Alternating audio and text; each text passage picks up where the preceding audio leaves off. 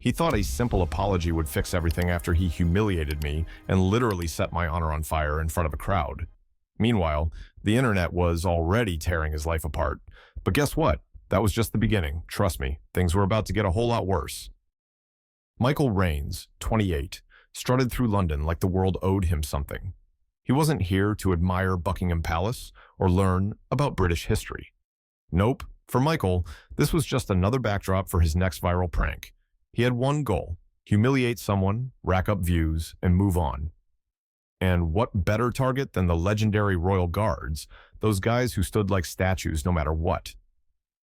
Michael's posse tagged along: Brad, Tyler, and his girlfriend Kayla. Brad and Tyler hyped him up like unpaid interns, while Kayla, already tired of his antics, scrolled through her phone. But hey, dating a wannabe internet celebrity wasn't all champagne and Paris trips. Sometimes you had to endure stupidity on a global stage. All right, Michael grinned, his eyes locking onto the nearest guard. Let's make some magic.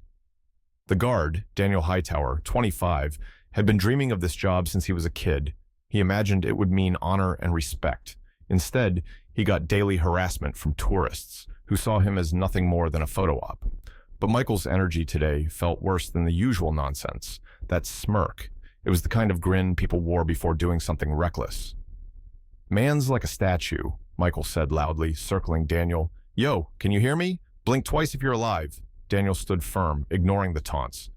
He'd seen plenty of idiots, but there was something dangerous about this one. "Dude, come on, he's not even flinching," Brad laughed. "Because he's trained to ignore clowns," Kayla muttered, rolling her eyes. "Relax, Kayla," Michael shot back. "This is what they're here for. Entertainment." That's when things went south. Michael pulled out a lighter, flicking it on like he was about to start a campfire. The crowd tensed. Was he actually serious? "Michael, don't you dare," Kayla hissed, panic creeping into her voice. "Chill, babe," he replied, grinning wider. He held the flame close to the corner of Daniel's red coat. In a flash, the fabric caught fire. The crowd gasped. Kayla screamed. Daniel broke protocol, his hands instinctively moving to put out the flames. His pulse raced. Fear, rage, and shock blending into one. This uniform wasn't just fabric. It symbolized everything he stood for. And this man-child had set it on fire for clout. Michael's grin faltered as he saw the horror on people's faces. "Relax. It was just a prank. No big deal, right?" "Wrong. Dead wrong." Tourists shouted, their phones capturing every angle. "You're going to prison for that," someone yelled. Michael barely registered the officers sprinting toward him.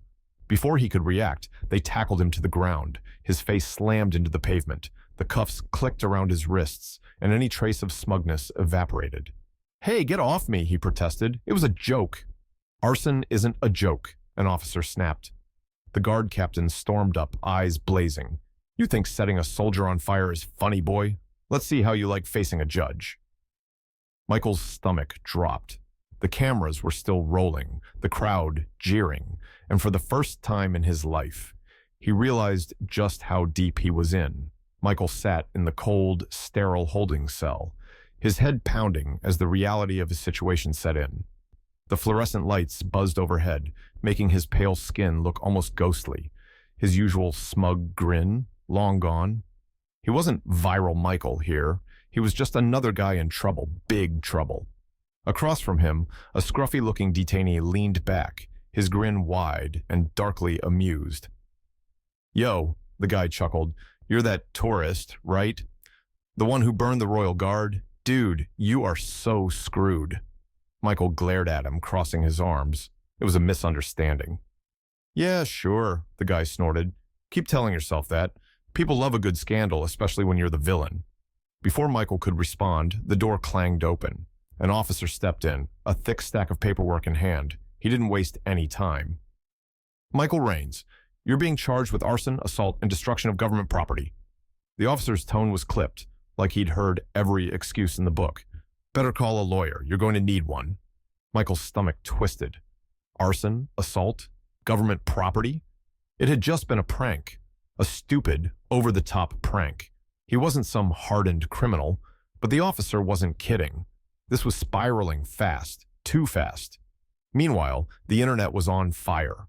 Clips of Michael lighting the guard's coat spread across every social media platform like wildfire. The captions were brutal. American tourist goes too far. Entitled trash gets what he deserves. Thousands of comments poured in. Wow, this guy thought he could just burn a royal guard and walk away? This is exactly why people can't stand tourists like him. No respect. Oh, look, another spoiled content creator with zero self-awareness. Classic. Some users even dug through his past videos. The receipts were ugly. Pranks where he mocked people's accents, made snide comments about locals, and flaunted his privilege. To his growing horror, the internet wasn't just angry. They were out for blood. Kayla showed up later that day, and she was not in a forgiving mood. Her heels clicked sharply on the concrete floor as she walked in, her face flushed with fury and embarrassment. She didn't even sit down. "Michael, do you have any idea what you've done?" she hissed, her voice low but venomous. "You're a meme now, a joke. My influencer deals are dropping me because of you. I'm being tagged in every post about this disaster." Michael rubbed his temples, feeling the headache intensify. "I didn't ask anyone to film it," he muttered defensively. "Doesn't matter." Kayla's eyes burned with frustration. "You're being called a racist arsonist. Do you have any clue how hard it is to shake something like that in today's world? This isn't going away. Ever." Michael opened his mouth to argue, but stopped. Deep down, he knew she was right. Kayla didn't wait for a reply. She shook her head, gave him one last disgusted look, and stormed out, leaving him alone with his thoughts. While Michael was drowning in guilt and paranoia, Daniel Hightower had his own storm to weather. His burns were minor, barely more than a few singed edges on his gloves, but the emotional scars ran much deeper. The media had latched onto the story with a vengeance, and suddenly, Daniel's name was everywhere. News anchors debated the racial implications of the incident. Social media turned him into a symbol of resilience and injustice. But with fame came harassment. His phone buzzed non-stop. Some messages were supportive, but others dripped with hate. Anonymous accounts hurled slurs and threats, blaming him for ruining a tourist's life. That evening, Daniel sat with his father, Charles, a retired civil rights attorney. The older man sipped his tea slowly, his eyes thoughtful. "Son," he began gently, "you've become a symbol now. This isn't just about that fool tourist. It's about respect. It's about showing that we won't tolerate this kind of disrespect anymore." Daniel sighed, the weight of those words settling on his shoulders. He never asked to be a symbol. He just wanted to do his job without being humiliated. "I hear you, Dad," Daniel said softly. "I just didn't expect it to blow up like this." "It's bigger than you now," Charles said firmly. "You have the power to make a difference here. Don't let it go to waste." The next day, Michael found himself in front of a magistrate in a televised preliminary hearing. The courtroom was packed with reporters, their cameras flashing like lightning. Michael's palms were clammy, his throat dry. He barely registered the murmurs of the crowd as the judge entered and took his seat. The judge, a stern man with piercing eyes, wasted no time. "Michael Raines," he said, his voice booming through the courtroom, "you have disgraced one of our national institutions and endangered the life of a soldier. Care to explain your prank?" Michael swallowed hard. I didn't mean for it to go that far, Your Honor," he stammered. "It was a mistake." "A mistake?" The judge raised an eyebrow. "Setting a ceremonial uniform on fire is not a mistake. It's a crime." The gavel slammed down with a deafening thud. "Remand until trial. No bail." Michael's jaw dropped. "Wait, no bail?" he blurted out, panic flooding his senses. This wasn't supposed to happen. He was supposed to walk out with a slap on the wrist, not get locked up like a criminal. But the judge didn't care about his panic. The guards approached, ready to escort him out. As the cameras continued to roll, Michael finally understood. This wasn't just a prank anymore. It was a nightmare, and he was right in the middle of it. Michael sat across from Rachel Stokes, his defense attorney. She wasn't the hand-holding type. Smart, ambitious, and absolutely no nonsense, she looked at him like he was a ticking time bomb, and honestly, she wasn't wrong. The media had turned him into public enemy number one, and she wasn't here to sugarcoat things. "Michael," Rachel began, her voice sharp and serious, "we need to change the narrative. Fast. You're being crucified out there. Every headline, every post. It's brutal. Apologies won't be enough." Michael crossed his arms, his expression defensive. "Why is everyone acting like I'm some villain? It was just a joke. This isn't about race." Rachel's gaze hardened, her eyes narrowing to slits. "You really don't get it, do you? Every action has context. You, a white American tourist, set fire to a black Royal Guards uniform. People see history in that. You might think it's a joke, but to them, it's colonial arrogance, racial intimidation." Michael blinked, caught off guard. "I didn't mean it like that." "Doesn't matter," Rachel replied coolly. "Intent doesn't erase impact. The public sees this as another example of privilege and disrespect. If you want even the slightest chance at redemption, you need to face that." The next day, Rachel arranged a private meeting between Michael and Daniel. Michael wasn't thrilled about it, but Rachel insisted. "You need to hear it from him. Understand what you've done." Daniel walked into the room with a quiet but intense presence. His jaw was clenched, his eyes cold. He wasn't here for pleasantries. Michael shifted uncomfortably in his chair as the tension thickened. "Daniel," Rachel greeted him with a nod, "thank you for agreeing to this." Daniel crossed his arms, his gaze locked on Michael. Silence hung in the air like a storm cloud. Michael finally spoke, his voice hesitant.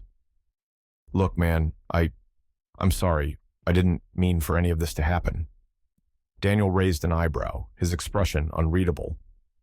"You didn't mean to humiliate me? Set me on fire? Do you even get what it's like out there? Standing like a statue, hearing slurs and insults every day? People like you think we're just props for your entertainment." Michael opened his mouth to respond, but closed it again. He had no defense. Daniel's words hit harder than he expected. For the first time, he felt something deeper than embarrassment, shame.